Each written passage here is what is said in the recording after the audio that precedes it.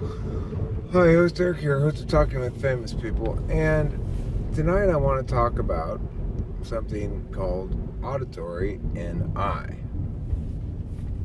took a page from Megabro's book. He came on Talking with Famous People to talk about visual NE and how that would play out.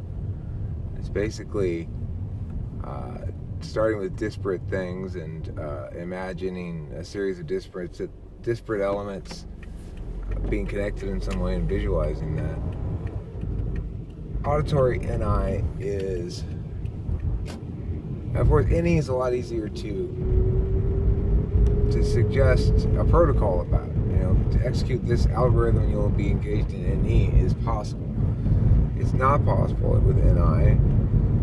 However, it is possible to gain some guidance about the nature of NI. As I understand it, I feel I can give some guidance about it for auditory NI because I believe I utilize it more or less all the time. I just don't think about it as being relevant or meaningful.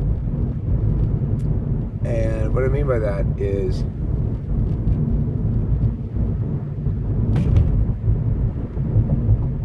well,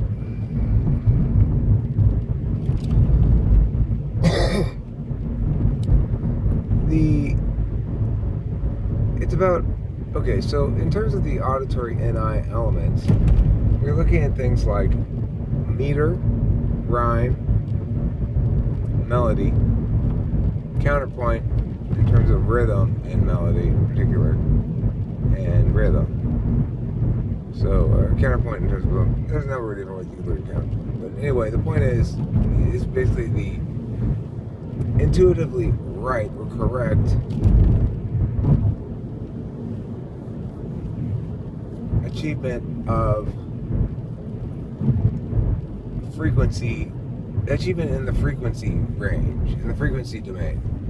So if I'm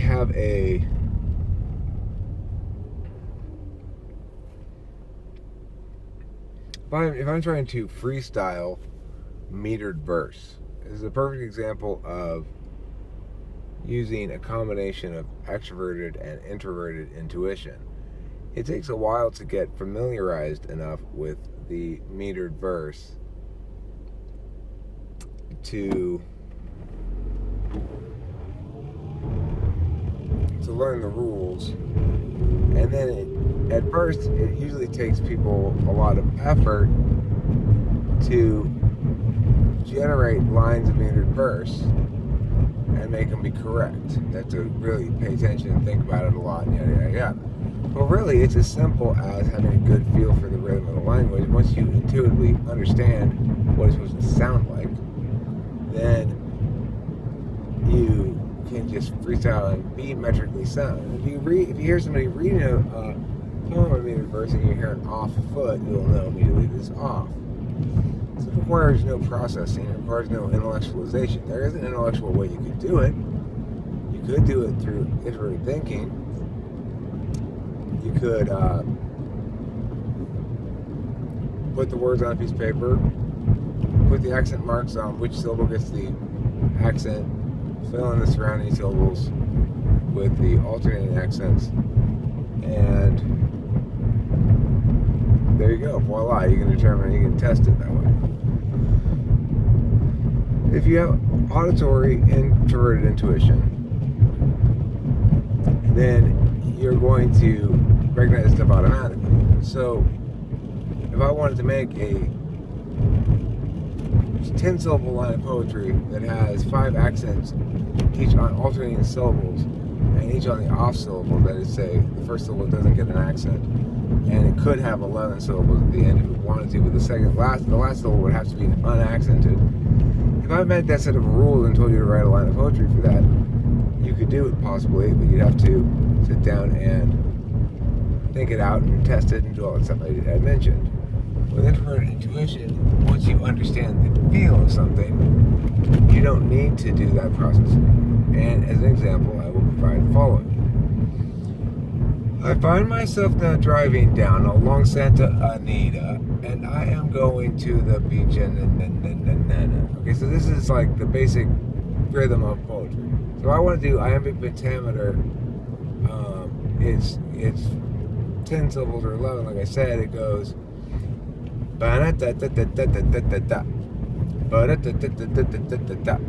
So to freestyle, then you need extroverted intuition to come up with possibilities. Introverted intuition to lock you into the rhythm of it, because you know what you can process the rules that quickly.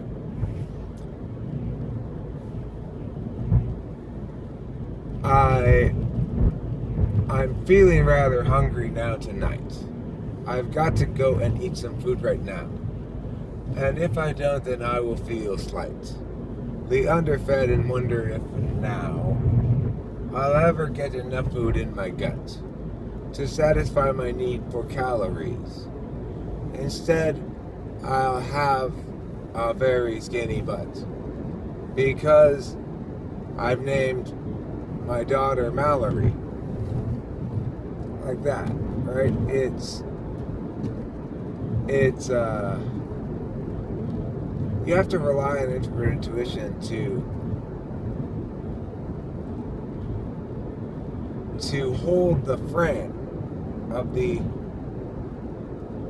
thing, to know what's right and not right. And then you have to rely on extroverted intuition to provide you the possibilities, such that, and then the introverted intuitive part where it says that's the right one, that's the right one, that's the right one, that's the right one, that's reflexive for an extroverted intuitor, and the extroverted intuition part is reflexive for the introverted intuitor. So possibilities come to them. When they're asked to consciously do it, it's difficult for them to generate stuff. It doesn't mean possibilities don't come to them. It just doesn't come to them voluntarily, consciously, actively. And they can make it conscious. That doesn't help any. Just like trying to come up with rules about how to make a good melody, how to make a intuitively true, hooky, good melody, you can't give any rules about it. You can try all you want, it doesn't work. You gotta feel it, and when it hits there, when you hear it, see, for me, I do melody generation kind of in the opposite way, I guess, that I would do metered verse, which is, it doesn't feel like the same thing. See, with metered verse, it feels like I know what the sound of the right thing is, even though different words might be filling that rhythm. With a melody, I don't know what it is until I'm singing it. I can't even imagine having any way of knowing what it is. And yet, when I open my mouth, a melody comes out, a distinct melody usually. And sometimes I don't like it, sometimes I do. I usually come up with a lot of different melodies that I'm sort of freestyling, singing, along with a given other musical part. Then I have to go back and listen to this, and when I do hear the part that's a good melody, it hits me and it strikes me, that one, oh, right there, that's the hook. Well, that's introverted intuition. And it doesn't mean the other stuff's not hooky. It means detaching myself from stuff that works less well and being attached to finding the truth. Now, this is a long bunch of stuff here to segue into the real destination of this video, which is Platonic truth. Plato was obviously an introverted intuitor. Platonic truth is unavoidable conclusion to draw when you're dealing with things like music. And the melody is either good and catchy and cool and interesting and surprising and resonant in a lasting way that you want to hear over and over again, or it's not. And that's, there's a bunch of mediocre stuff that just, there's some like horrible stuff too, but that's rare. Usually, and most people tend to agree when you hear that hooky melody, and it's like, all right, that's a hit right there. I mean, it's not necessarily a hit, but when you hear it in a hit radio song, well, I understand why that went ahead. Doesn't necessarily mean you can predict by having a really good hooky melody design to become a hit. That requires some extra stuff to happen, I think. I'm not sure how efficient the market is in that. Hard to say. Hard to deny the market's truthfulness, but at the same time. Anyway, so that's the point. If you are somebody who has some philosophical views and stuff like that, and you have dismissed from your understanding of the world, the universe, the possibility of the platonic truth of something, the form that it ought to be, as opposed to some adulterated form, reconsider it. Remember, music proves that to us every day, all the time, that there are singular, true forms of things that defy deconstruction any further. And you just have to either go with it and be okay with not being in control of how it got there or how that happened or anything, or you lose out. There's no benefit to doing things stupidly when you can do them better. And if you try to use expert intuition to create melodies, it comes out garbage. It does. I know. I did it. I used to do that. Always had to be more complicated. Always had to be more constructed. Not anymore. I don't roll like that anymore. I've become good friends with my introverted intuition, even though it's invisible to me. I have no awareness of it when it's happening. I don't see it happening, but I've been able to deduce, in the framework provided by the cognitive function model, I've been able to deduce what it is that's happening there. And I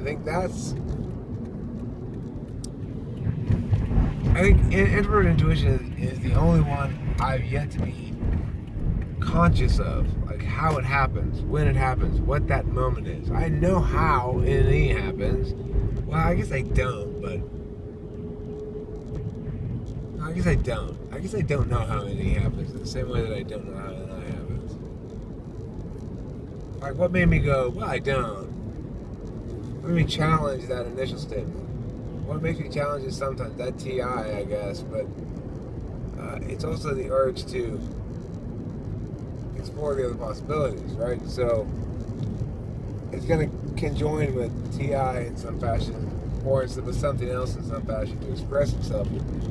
You don't express exploring possibilities without actually exploring possibilities. Doesn't make any sense. So there should be something there to reference.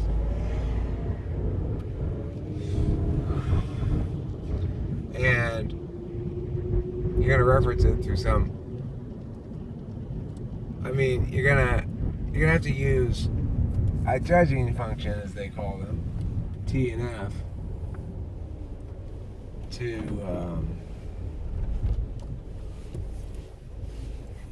interact with that which you perceive. Of course you will. Yes, that's very true, Eric. You're so wise. Why? Thank you, other Eric. You're welcome. I like the cut of your jib, man. You're a cool guy, other Eric. Thank you. You're cool too, first Eric. That's right, I am the first Eric. Don't you forget about it. Don't be all threatened like that. Alright, let me go do the old turnaround Magoo. Thanks for watching Talk with Famous People.